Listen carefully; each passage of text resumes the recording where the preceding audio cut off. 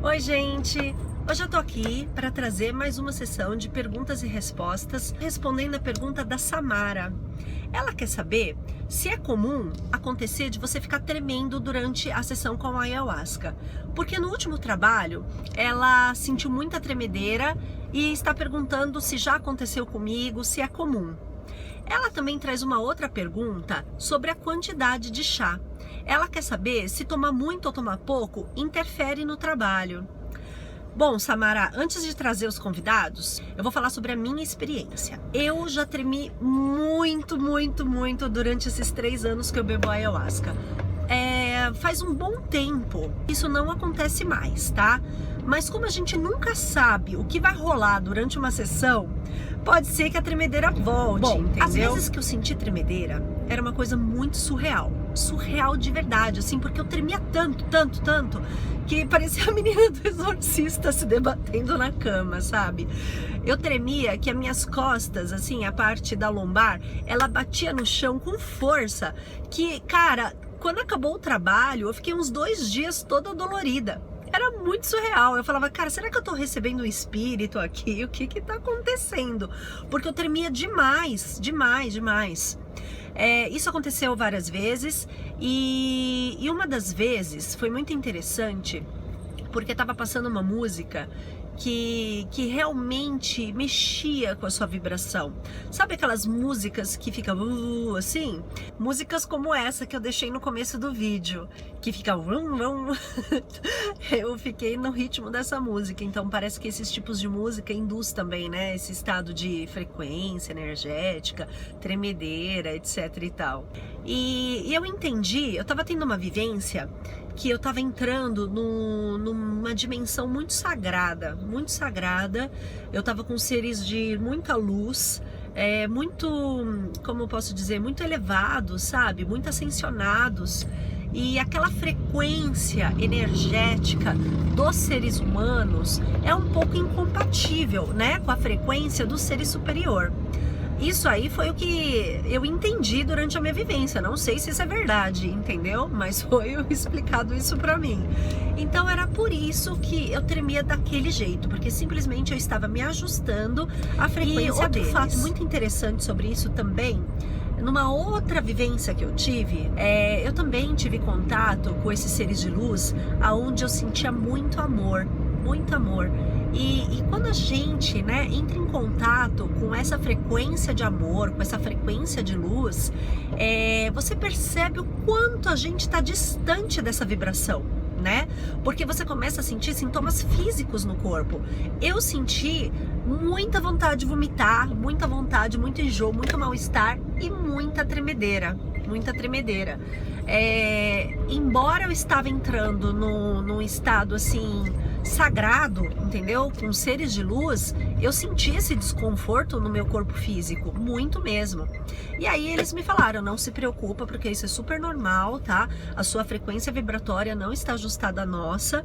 Então assim, enquanto rolar aqui, tipo, esse bate-papo, entendeu? Esse encontro, você vai sentir no corpo físico, sim, esses sintomas. Mas assim, é só você não dar bola, isso passa, não se preocupa. Naquele momento eu fiquei muito segura de que eu estava em boas mãos, né? Que não precisava se preocupar, que eu não estava recebendo espírito, que eu não estava tendo ataque epilético, entendeu? Porque essas coisas passam na nossa cabeça, né? O ego, ele quando vê que você vai ter uma experiência sagrada, uma experiência de luz, ele se desespera. Aí acontece várias coisas, né?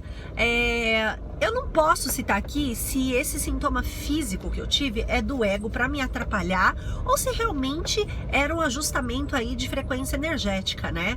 Porque eles me explicaram isso, né? Então eu sei que tem vez que rola sim do ego querer te atrapalhar, né? Tipo assim, naquela hora que você vai ter aquela miração, aquele entendimento, o ego fala assim, levanta e vai no banheiro, tipo, né? Levanta e vai vomitar. Puta, aí você perde a melhor fatia do bolo, sabe?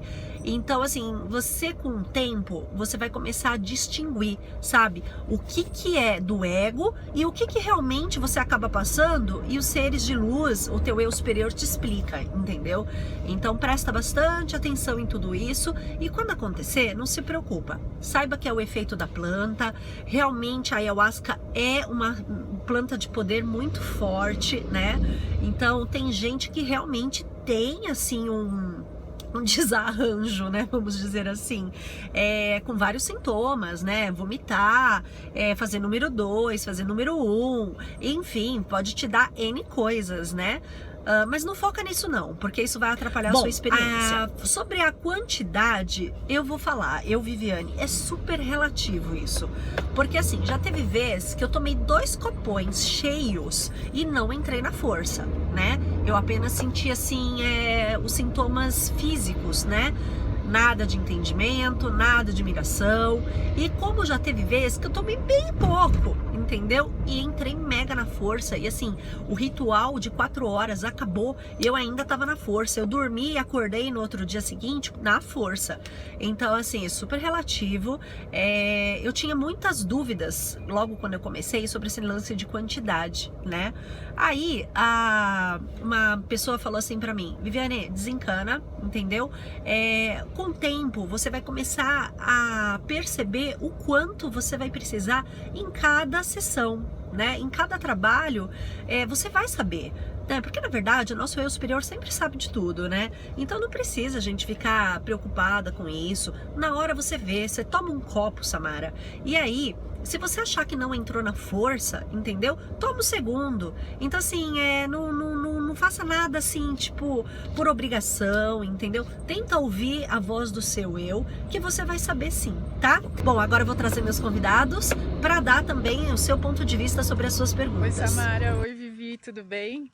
Eu tô aqui hoje no Instituto Flor de Lótus. Eu vou caminhando aqui um pouquinho e eu vim aqui para responder a sua pergunta, Samara. E a primeira delas é com relação por que o nosso corpo treme quando a gente está na força.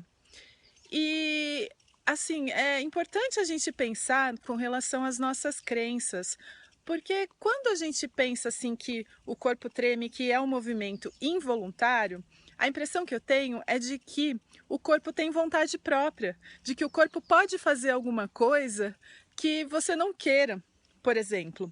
E aí, eu vou ainda mais longe, porque uma coisa é assim, o corpo tremer e tal, e aí parece que você não consegue controlar.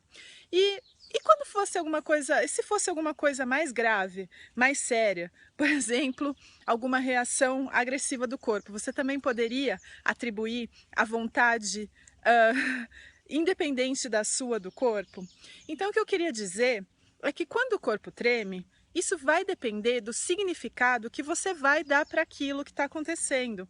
Ou seja, se você acredita que através dessa tremedeira está acontecendo um movimento de cura, que você está sendo curado de alguma coisa, se você acredita que o corpo está tremendo porque ele não consegue suportar a energia vibratória de todo o amor que você está recebendo, e aí o corpo, por não suportar fisicamente, ele começa a tremer, então o seu corpo vai tremer. Então a tremedeira tem a ver com o significado que você dá para isso. O importante é entender que, seja o que for, qual for a reação que o seu corpo tiver, ela é precedida de um pensamento, para que a gente não esqueça que o pensamento precede a ação. Então, sempre, tudo que acontecer no seu corpo, a reação que o seu corpo tiver, vai depender daquilo em que você acredita, vai depender do pensamento que você escolheu para aquele momento. Então, assim, a minha dica para você, eu também já tive esses momentos de tremedeira, é você lembrar de que existiu um pensamento por trás disso.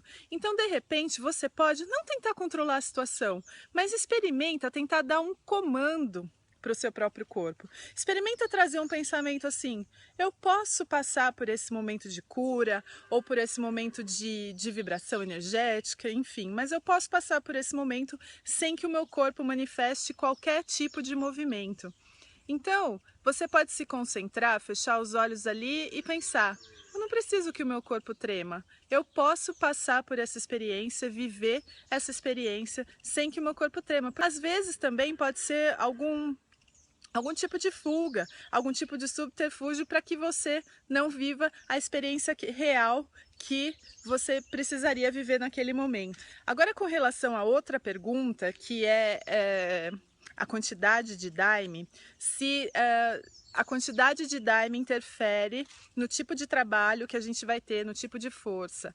É claro, gente, que por mais que existe, assim, eu acho que a ayahuasca, ela quebra as barreiras físicas do nosso corpo para que a gente consiga atingir aquele estado ampliado de consciência. Mas existe também as barreiras mentais para que isso aconteça ou não. Então, assim, lógico, a quantidade de daime influencia, porque existe uma certa concentração ali da DMT, existe uma certa concentração que vai influenciar no seu corpo. Mas mais do que isso, é aliar a ayahuasca ao seu pensamento, à sua mente, ao comando que você dá para que você entre ou não na força. Então, a quantidade é relevante? Ela influencia na sua força? Sim. No entanto, quantas vezes a gente toma um monte de daime e tem a sensação de que não entrou na força? Ou vice-versa, toma muito pouquinho e entra na força super rápido e de uma maneira super profunda. Então, eu acho que mais do que tudo, a gente precisa começar a entender que nós somos mentes e que é a nossa mente que comanda o que vai acontecer conosco. Então, antes da quantidade, pensar qual é a nossa intenção e pensar quais são as barreiras que nós mesmos estamos colocando para que entremos ou não entremos na força, tá certo? Obrigada, Vivi, obrigada, Samara, pelas perguntas, espero ter ajudado. Um beijo. Bom, Samara, espero que tenha sido esclarecido as suas dúvidas. Quem tiver mais perguntas, manda pra gente.